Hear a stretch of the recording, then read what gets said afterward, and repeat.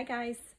Well, we're ready for chapter 2, Detectives in Togas. So we left off last time with Mucius did not know why Rufus was going the opposite way instead of going home. So let's start chapter 2, A Muffled Groan. The next morning when the boys arrived at school, Xanthippus was not there. This was a reason for wonder. Their teacher had never kept them waiting before. They had arrived punctually an hour before sunrise and taken their seats on the benches as they were supposed to do. The slaves had accompanied them only as far as the forum, since they had to go shopping in the markets. Rufus, of course, was absent, and so was Caius. Only Mucius, Julius, Flavius, Plubius, and Antonius had showed up, and they could not figure out why Caius was missing. Perhaps he had not done his homework and was playing hooky for that reason, though that would hardly help him. Xanthippus had an excellent memory, especially when it came to punishments. But where could Anthippus be? Not that the boys were so eager to see him, but it was dull sitting here in silence and staring at the walls.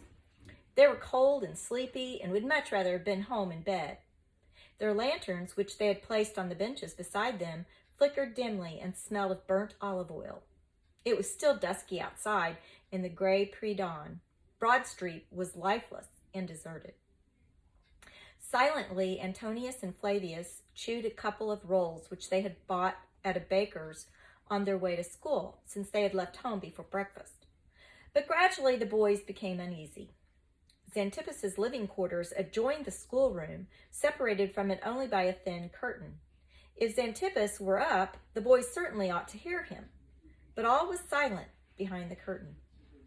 "He's overslept," Publius said, grinning maliciously. Julius shook his head. "Out of the question," he said. "Xanthippus always gets up before the 10th hour of the night. He's told us that himself." "I don't believe everything he says," Publius coughed. Flavius suggested that Xanthippus might have gone to pay an early visit to Rufus's mother. But Mucius growled. "Rot. Nobody but a schoolboy goes anywhere before dawn. Put out your lantern. The smoke is choking me." Flavius blew out his lantern. Antonius suddenly noticed that Xanthippus's stool lay on the floor, tipped over in front of the desk. This was puzzling, for Xanthippus always kept the room in perfect order. "Maybe he's sick," Julius said. "What would that have to do with the stool?" Publius asked. "Otherwise he would have picked it up," Julius replied. "We had better go in and see what's the matter with him."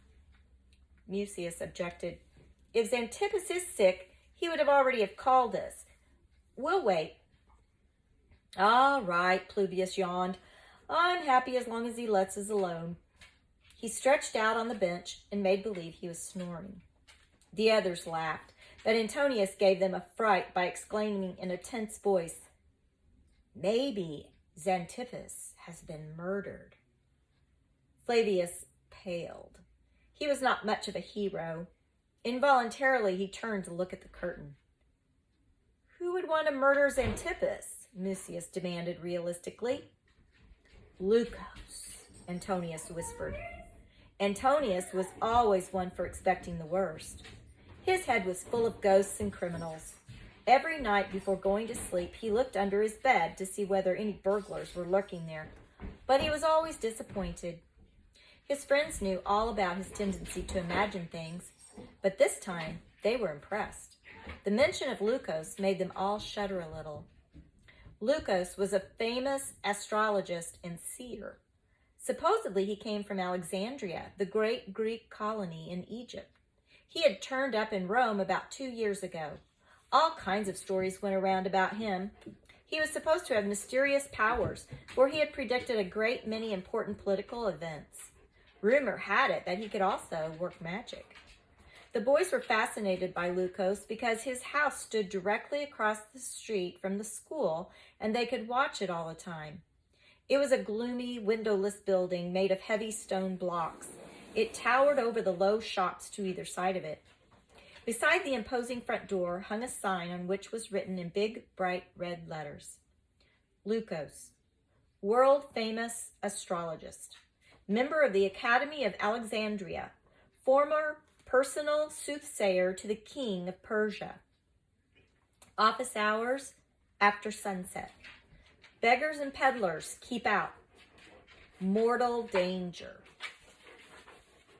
The boys had read the sign again and again, but it thrilled them anew every time they saw it, especially the last line, mortal danger. Antonius imagined that Lucas had the bodies of at least half a dozen beggars and peddlers buried in the cellar of his house, but the other boys only laughed at this notion. It would be against the law. Julius argued, and even a magician would not dare violate the law. Julius's father was a judge, which was why he knew a lot about the law in such matters.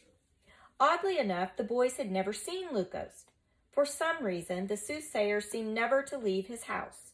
One day, during the breakfast recess in school,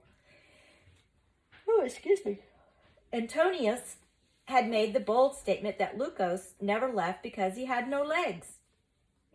This had annoyed Plubius, who was fond of contradicting somehow, and he had objected, then he would have himself carried by his slaves. Whereupon Antonius replied, he has no slaves. That had infuriated Plubius. What silliness, he cried. Lucas is rich. A consul who was visiting us once said Lucas made millions on his soothsaying. All the big shots go running to him because they can make a lot of money on his prophecies. They pay him plenty. The consul says he has even guessed the emperor's secret plans. The emperor doesn't know about it, but the senators and consuls do. It's just stupid to say Lucas has no slaves when every millionaire has at least 100. Why, we've got 200 slaves. We've got a lot more, Antonius promptly retorted. We've got 2 slaves for our goldfish alone. But Lucas has no slaves. My father told me so, and he knows better than your consul. Have you ever seen a slave coming out of Lucas's house? Have you? No, come to think of it, that's funny, Plubius admitted sheepishly. You see, Antonius triumphed, no slaves ever come out because there aren't any. Flavius, who had been listening attentively, asked, but who brings him his food? Nobody, Antonius answered readily. If he gets hungry, he produces a meal for himself by magic. That was too much for Mucius. Ridiculous, he snorted. You can't make food by magic. Lucas probably goes out to eat every night. Without legs? Caius exclaimed in astonishment, whereupon they all burst out into laughter. This conversation had taken place several weeks ago.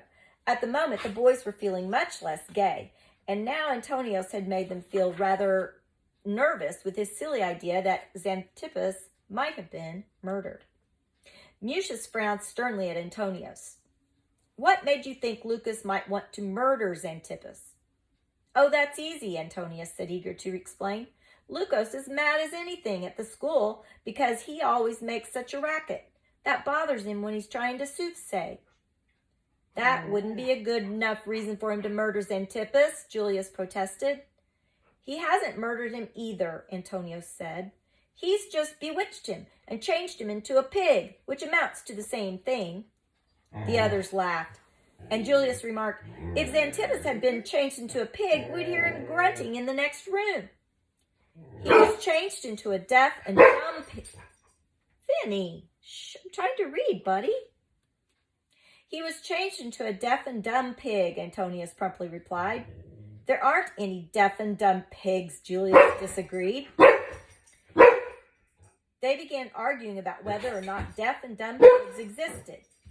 Plubius, who took an interest in this problem, abandoned his sleeping position on the bench. As he sat up, he happened to glance at the wall behind Xanthippus' desk. Why, he exclaimed, the writing tablet is gone. At first, the boys did not understand. Then they realized he meant the tablet on which Rufus had written Caius is a dumbbell. What could have happened to it? Mucius suggested that Xanthippus had probably thrown it away out of annoyance. Julius thought otherwise. He must have saved it to show to Rufus's mother as proof that Rufus was to blame for the fight with Caius. That's right, Antonius agreed. A mathematician like Xanthippus never does anything without good proof. Poor Rufus, Flavius sighed, and for a while the boys fell silent. Meanwhile, it had grown lighter outside, but the sun had not yet risen, and Broad Street was still deserted. Let's go home. There's no sense sitting around here, Publius grumbled. Quiet, Mucius whispered sharply. I thought I heard something from the other room. He tilted his head and listened tensely. There. Do you hear that? From Xanthippus's apartment came a muffled groan.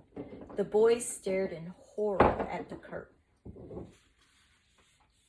Well, I wonder what will be going on behind the curtain. I guess we'll find out tomorrow.